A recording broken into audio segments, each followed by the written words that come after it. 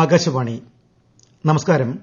പ്രത്യേക വാർത്താ ബുള്ളറ്റിൻ വായിക്കുന്നത് അനിൽകുമാർ. ലോക നന്മയ്ക്കായുള്ള കാഴ്ചപ്പാടോടെയാണ് ഇന്ത്യ മുന്നേറുന്നതെന്ന് പ്രധാനമന്ത്രി നരേന്ദ്രമോദി.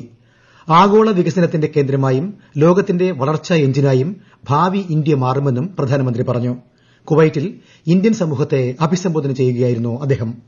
आपने कुवैत के कैनवास पर भारतीय हुनर का रंग भरा है. आपने कुवैत में भारत के टैलेंट, टेक्नोलॉजी और ट्रेडिशन का मसाला मिक्स किया है. 2 ദിവസത്തെ സന്ദർശനത്തിനായി കുവൈറ്റിലെത്തിയ പ്രധാനമന്ത്രിക്ക് കുവൈറ്റ് അമീറിന്റെ നേതൃത്വത്തിൽ ഊഷ്മള സ്വീകരണമാണ് ലഭിച്ചത്. കുവൈറ്റ് അമീറുമായും കിരീടാവകാശിയുമായും പ്രധാനമന്ത്രി കൂടിക്കാഴ്ച നടത്തും. 26ാമത് അറേബ്യൻ ഗൾഫ് കപ്പിന്റെ ഉദ്ഘാടന ചടങ്ങിലും ശ്രീ മോദി പങ്കെടുക്കും. വിവിധ കോഴ്സുകളുടെ വിദ്യാഭ്യാസ പാഠ്യപദ്ധതി പ്രാദേശിക ഭാഷകളിൽ ലഭ്യമാക്കാൻ സർക്കാർ പ്രതിജ്ഞാബദ്ധമാണെന്ന് കേന്ദ്ര വിദ്യാഭ്യാസ മന്ത്രി ധർമ്മേന്ദ്ര പ്രധാൻ. കാർഷിക സമ്പദ്വ്യവസ്ഥയാണ് ഇപ്പോഴും രാജ്യത്തിന്റെ ജിഡിപിയിൽ ഏറ്റവും വലിയ സംഭാവന നൽകുന്നതെന്നും അദ്ദേഹം കൂട്ടിച്ചേർത്തു. വിപണി ഇടപെടൽ വഴി വിലക്കയറ്റം ഫലപ്രദമായി തടഞ്ഞു നിർത്താൻ കേരളത്തിന് സാധിക്കുന്നതായി മുഖ്യമന്ത്രി Pinarayi Vijayan. Supplyco Christmas new year ഫെയറുകളുടെ സംസ്ഥാനതല ഉദ്ഘാടനം തിരുവനന്തപുരത്ത് നിർവഹിക്കുകയായിരുന്നു അദ്ദേഹം. സാധാരണക്കാരും പാവപ്പെട്ടവരും വിലക്കയറ്റം മൂലം പൊറുതിമുട്ടരുതെന്ന കാഴ്ചപ്പാടാണ് സംസ്ഥാന സർക്കാരിനുള്ളതെന്നും മുഖ്യമന്ത്രി പറഞ്ഞു. ഈ മാസം 30 വരെ നീളുന്ന വിപണന മേളയിൽ 13 സബ്സിഡി സാധനങ്ങൾക്ക് പുറമെ ശബരി ഉൽപ്പന്നങ്ങളും വിലക്കുറവിൽ ലഭ്യമാകും. വയനാട് മുണ്ടക്കൈ പുനരധിവാസത്തിൽ ഇപ്പോൾ പുറത്തുവിട്ട ലിസ്റ്റ് അന്തിമമല്ലെന്ന് റവന്യൂ മന്ത്രി കെ രാജൻ. പരാതി നൽകാൻ 15 ദിവസത്തെ സമയമുണ്ടെന്നും മുഴുവൻ പരാതിയും പരിശോധിച്ച് നടപടിയുണ്ടാകുമെന്നും മന്ത്രി പറഞ്ഞു.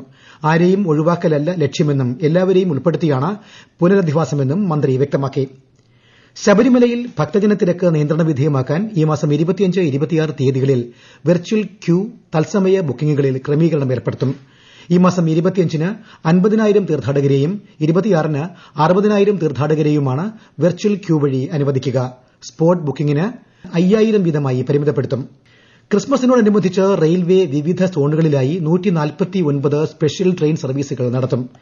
ക്രിസ്മസ് ശബരിമല സീസണോടനുബന്ധിച്ച് കേരളത്തിന് പ്രത്യേക ട്രെയിനുകളും അനുവദിച്ചു. 10 സ്പെഷ്യൽ ട്രെയിനുകളാണ് വിവിധ ഇടങ്ങളിൽ നിന്നായി കേരളത്തിലേക്കും തിരിച്ചും സർവീസ് നടത്തുക. ശബരിമല തീർത്ഥാടകരുടെ സുഗമമായ യാത്രയ്ക്കായി കേരളത്തിലേക്കും തിരിച്ചും 416 പ്രത്യേക ട്രെയിൻ ട്രിപ്പുകളും പ്രഖ്യാപിച്ചിട്ടുണ്ട്. ദേശീയ റോസ്ഗാർ മേളയുടെ ഭാഗമായി കേന്ദ്ര ആഭ്യന്തര മന്ത്രാലയത്തിന്റെ ആഭിമുഖ്യത്തിൽ തിങ്കളാഴ്ച രാവിലെ തിരുവനന്തപുരത്ത് സംഘടിപ്പിക്കുന്ന തൊഴിൽ മേളയിൽ കേന്ദ്ര സഹമന്ത്രി സുരേഷ് ഗോപി മുഖ്യാതിഥിയാകും. പ്രധാനമന്ത്രി നരേന്ദ്രമോദി വീഡിയോ കോൺഫറൻസിംഗ് വഴി നിയമന ഉത്തരവുകൾ വിതരണം ചെയ്യും. കേരളത്തിലെ 6 ലക്ഷത്തോളം വരുന്ന AIY മഞ്ഞ റേഷൻ കാർഡ് ഉടമകൾക്ക് സബ്സിഡി നിരക്കിൽ പഞ്ചസാര ലഭ്യമാക്കുമെന്ന് മന്ത്രി GR അനിൽ. പുതുവർഷം പ്രമാണിച്ച് കാർഡ് ഉടമകൾക്ക് 1 കിലോ പഞ്ചസാര 27 രൂപയ്ക്ക് ലഭ്യമാക്കാനുള്ള നടപടികൾ ഉടൻ പൂർത്തിയാക്കുമെന്നും മന്ത്രി പറഞ്ഞു. ക്വാലാലംപൂരിൽ നടക്കുന്ന അണ്ടർ 19 വനിതാ 2020 ഏഷ്യ കപ്പ് ഫൈനലിൽ ഇന്ത്യ നാളെ ബംഗ്ലാദേശുമായി ഏറ്റുമുട്ടും. ഇന്ത്യൻ സമയം രാവിലെ 7 മണിക്കാണ് മത്സരം. കൊല്ലം അഷ്ടമുടിക്കായലിൽ നടന്ന പ്രസിഡന്റ്സ് ട്രോഫി വള്ളംകളിയിൽ വിയ്യപുരം ചുണ്ടൻ ജേതാവ്. ചാമ്പ്യൻസ് ബോട്ട് ലീഗ് പോയിന്റ് നിലയിൽ ഒന്നാമതെത്തിയ കാരിച്ചാൻ ചുണ്ടൻ CBL ചാമ്പ്യനായി. കോഴിക്കോട് ചികിത്സയിൽ കഴിയുന്ന സാഹിത്യകാരൻ MD വാസുദേവൻ നായരുടെ ആരോഗ്യനിലയിൽ നേരിയ പുരോഗതി. അദ്ദേഹം മരുന്നുകളോട് പ്രതികരിക്കുന്നതായി ആശുപത്രി അധികൃതർ അറിയിച്ചു. ഇടുക്കി കട്ടപ്പനയിൽ വ്യാപാരി ജീവനൊടുക്കിയ സംഭവത്തിൽ കേസന്വേഷണം പ്രത്യേക സംഘത്തിന് കൈമാറി. കട്ടപ്പന തങ്കമണി CIമാരുടെ നേതൃത്വത്തിലുള്ള സംഘമാണ് കേസ് അന്വേഷിക്കുക. എയ്ഡഡ് മാനേജ്മെന്റിന് കീഴിലുള്ള ചെങ്കൽ UP സ്കൂളിലെ 7ാം ക്ലാസ്സുകാരിക്ക് സ്കൂളിൽ വച്ച് പാമ്പ് കടിയേറ്റ സംഭവത്തിൽ തിരുവനന്തപുരം ഉപവിദ്യാഭ്യാസ ഡയറക്ടർ പൊതുവിദ്യാഭ്യാസ ഡയറക്ടർക്ക് പ്രാഥമിക റിപ്പോർട്ട് സമർപ്പിച്ചു. DGയുടെ റിപ്പോർട്ട് വിദ്യാഭ്യാസ മന്ത്രിക്ക് സമർപ്പിക്കും.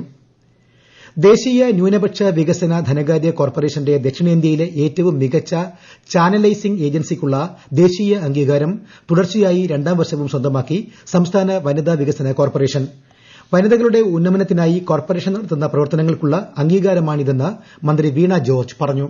കഴിഞ്ഞ 5 വർഷക്കാലയളവിൽ ന്യൂനപക്ഷ വിഭാഗത്തിൽപ്പെട്ട വനിതകൾക്ക് ഏകദേശം 51,000 തൊഴിലവസരങ്ങൾ സൃഷ്ടിക്കാൻ സംസ്ഥാന വനിതാ വികസന കോർപ്പറേഷന് സാധിച്ചിട്ടുണ്ട്.